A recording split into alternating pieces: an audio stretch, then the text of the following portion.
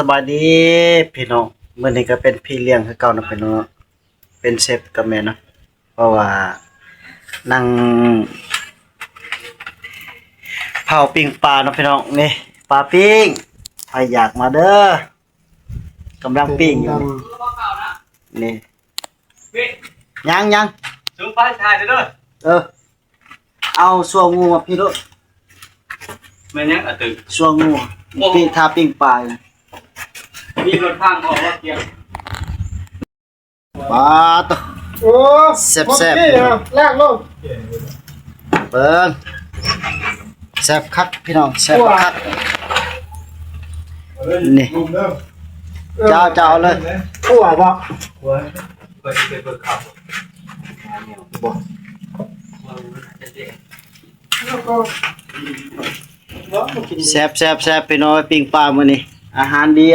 มื้อนี้ปิ้งสีมันกรอบๆเลยพี่น้องเอ้ยยำก็ดูกรอบโอ้ยสุดยอดเลย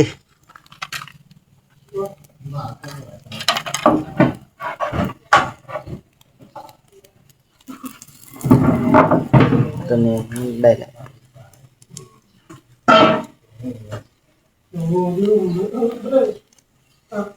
เวลาที่ลงกระเจ้าเขาอยู่พุ่นนะลงใส่มา อยู่เพื่อนเลยจะกินข้าวน้ำเขาเพื่อนก็จะขึ้นหน้าสู่ร้านเติมบุญ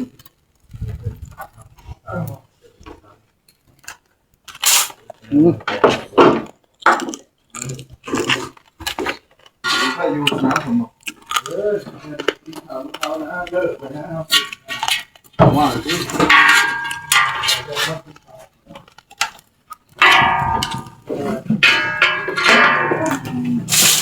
ดิบเข่า นี่หร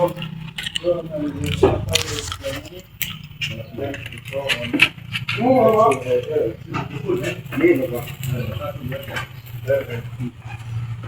เข้าเลย แม่โคแม่อยู่ โอ้บ่เล่าคักนึงอ่ะคัก บ่งู บอกว่าเขาขึ้นมา ปลาตัวอาหารดีมันว่าแขกสิมามันนี่เด้อกองเฮาก็บ่แจ้งไว้เนาะพี่น้องประมาณนี้แหละ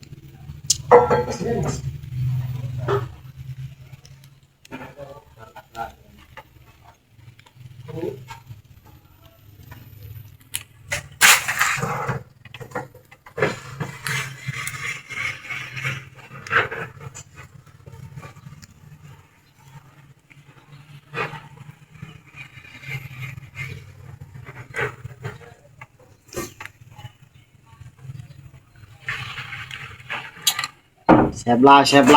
ายก็มีร้านน้ำพี่น้องนี่เรียกว่าขี้ปาดหน่อยหมอนี่อันนี้ก็ถือว่าซัวงูเนาะอยู่พุ่นก็เต็มหม้อบางใหญ่แล้วพี่น้องอันนี้เขาแบ่งให้เฮากินอยู่เทึงนี้นะพี่น้องอันนี้ก็คั่วปลานี่มันถือว่าขี้ปลาครับพี่น้อง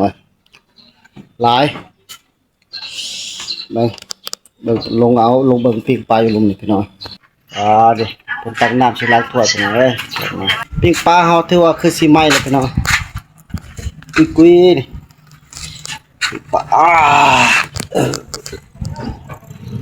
แซ่บหลายพี่น้องชามสิกินพี่น้องเอ้ยปิ้งปลานี่กิน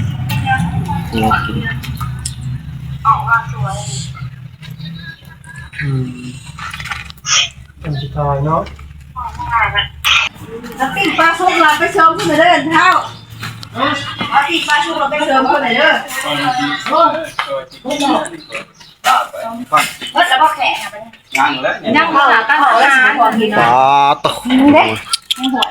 ไปเพิ่นเลยนั่นแหละกล้ามันเลยคนบอกเท้าก็บ่ได้สิ